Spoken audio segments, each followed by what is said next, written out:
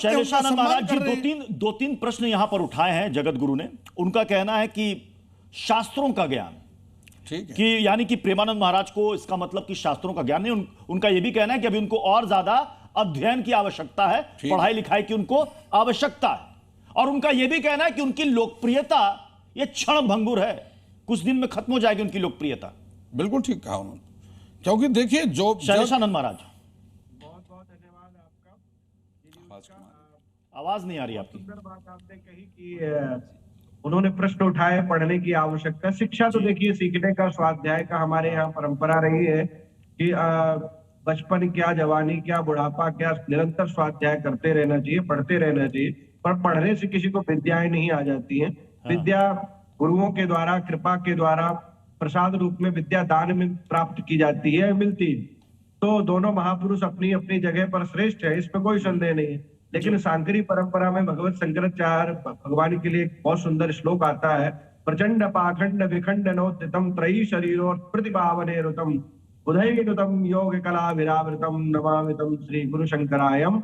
ऐसे भगवान शंकर को हम नमन करते हैं जिन्होंने प्रचंड पाखंडों का खंडन करके इस धरा पर सत्य सनातन धर्म की पताका फहराई। तो अब रही बात महाराज श्री की या उनकी, नहीं, मैं आपसे सीधा सवाल पूछ रहा हूं, क्या जो जगत गुरु रामभद्राचार्य जी ने कहा वो बिल्कुल सही कहा प्रेमानंद महाराज के लिए? नहीं, देखिए ऐसा नहीं कह सकते कि सही कहा या गलत कहा, क्योंकि गलत, कई लोग ये भी कह रहे हैं कि बेवजह इस विवाद को गलत खोल दिया जा रहा है। कुछ लोग कह रहे हैं ऐसा नहीं कहना चाहिए, संत का ये स्वभाव नहीं हो सकता है, ये सत्य है। मैं तो पूछ रहा हूँ मैं महामंडलेश्वर जी आपसे निवेदन करता हूँ, क्या जगत गुरु का ये लक्षण है? शैलेशानंद जी, मैं तो एक सिर्फ प्रश्न कर रहा हूँ आपसे कि क्या ये संत का लक्षण कहा जा सकता है? क्या एक संत दूसरे संत को अपमानित करने का प्रयास करता है? क्या संत के अंदर अहंकार होना चाहिए? और अहंकार होगा तो फिर वो संत कैसे हो सकता है? आप मानते हैं कि रामभद्राचार्य जी ने अहंकार पूर्ण बात की या नहीं की? देखिए, अहंकार बड़ा सूक्ष्म होता है, हो सकता है ये डायरेक्टली ये शब्द कहना कि मेरे एक संस्कृत शब्द का मतलब मैंने अपने आप को संत से ऊपर कर दिया। भगवान राम ने कहा कि मोते अधिक संत कर लेखा, मुझसे संत को, मेरे से ज्यादा संत का सम्मान होना चाहिए। मानते या नहीं मानते? श्री रामचरितमानस की चौपाई है या नहीं है? लेकिन उसके बाद अगर वहां पर रामभद्राचार्य जी कहते हैं कि मेरे एक श्लोक का अर्थ बता दें, मतलब अगर श्लोक का अर्थ किसी को नहीं आता है तो परमात्मा को प्राप्त नहीं कर सकता, आप उसका अपमान कर सकते हैं। हो सकते हैं, उन्होंने जो कहा ये शब्द बिल्कुल मानते हैं हम, लेकिन यहाँ पर क्या ये उनका अहंकार पूर्ण शब्द है या नहीं? मैं शैलेशानंद जी आपसे सिर्फ ये प्रश्न कर रहा हूं, आप डिफेंड कर रहे हैं इसलिए मैं कह रहा हूं, क्या ये अहंकार पूर्ण शब्द है या नहीं? और अगर अहंकार पूर्ण शब्द है तो फिर अमनगिरी महाराज का भी रुख कर रहा हूं। जगत गुरु कहना ठीक होगा उनको? अमनगिरी महाराज, कई संतों का यह कहना है कि इस तरह के बयान से बचना चाहिए था जगत गुरु रामभद्राचार्य को, युवाओं पर इसका गलत असर जाएगा, बेवजह का दिया हुआ बयान है उनका। अमर्यादित बातें परम पूज्य जगत गुरु जी के बारे में बोल रहे हैं, ये अपने आप में ही अशोभनीय है। हम सब लोग नेशनल मीडिया में आते हैं, हम सब लोग आते हैं, लेकिन रोज किसी ना किसी तरीके से एक दूसरे का मान मर्दन करा जाए। अरे यहाँ पर किसने किसका मान मर्दन किया? नहीं, मैं कह रहा हूँ राज मिश्रा जी को कि हम लोगों को एक दूसरे का सम्मान रखना चाहिए। मैं सम्मान ही तो कर रहा हूँ, मैं सम्मान कर रहा हूँ। जगत गुरु जी मैं रामभद्राचार्य सम्मान करते हुए कह रहा हूँ कि क्या जगत गुरु को किसी संत का अपमान करने का अधिकार है? क्या जगत गुरु को किसी संत का अपमान करने का अधिकार है? प्रेमानंद जी ने आज तक किसी के लिए अपमानपूर्ण शब्द का प्रयोग नहीं किया। आप अगर डिफेंड करने आए हैं तो मुझे सिर्फ संत का लक्षण बताइए।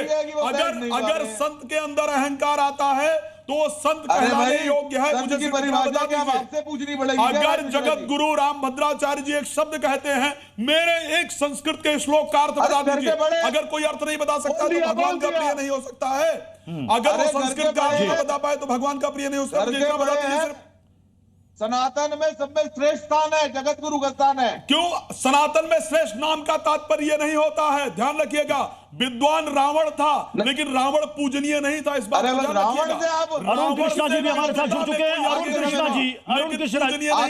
कृष्णा जी अगर पूछना होता है तो भी वो जगत अरुण गुरु के कृष्णा पास जी, जाते हैं। मतलब राम मंदिर बनाने में अगर किसी ने चाहे वो जाति दी संत है, रविदास हो सब कुछ या आप फिर कर संत लीजिए। कबीर हो।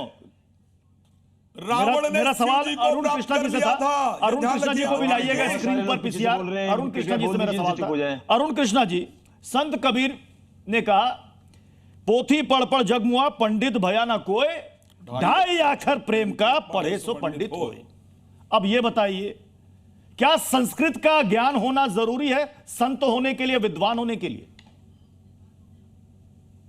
मातृवत परदारेषु परदर्वेषु लोषितम आत्मत सर्वभूतेषु या पश्यति सा पंडितः।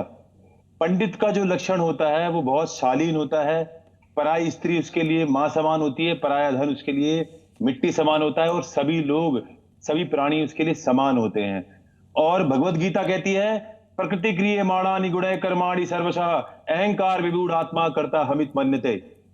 ये जो जगत गुरु के बारे में टिप्पणी करना, हम तो दिए को प्रकाश दिखाना है, सूर्य को प्रकाश दिखाना जैसा है, लेकिन हाँ, शब्दों की शालीनता बड़ी आवश्यक है। और संतों के तो लक्षण है कि उनके शब्दों में हाँ, शास्त्रार्थ हमारे धर्म का हिस्सा था कि अगर कोई पांडित्य दिखाने के लिए शास्त्रार्थ चलता था, लेकिन एक बड़े स्तर पे बैठे राम भद्राचार्य जैसे महान व्यक्ति, जिनके बारे में वो तो पिता तुल्य हैं, वो पिता तुल्य प्रेमानंद जी के लिए भी हैं, उसी पिता भाव से उन्होंने कहा होगा।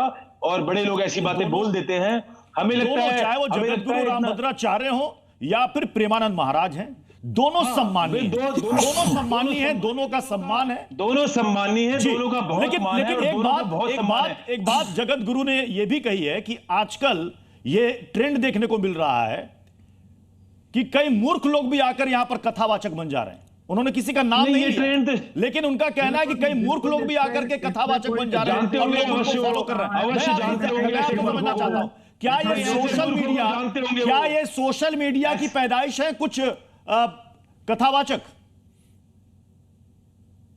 पैसे के लालच की पैदाइश हो सकती है, क्योंकि सबको पता है कि बड़ा सरल धन है, धन अर्जित करना कथावाचन से सरल कार्य है। तो हो सकता है कुछ लोग इस तरह के संलिप्त हो इसमें। Zee News.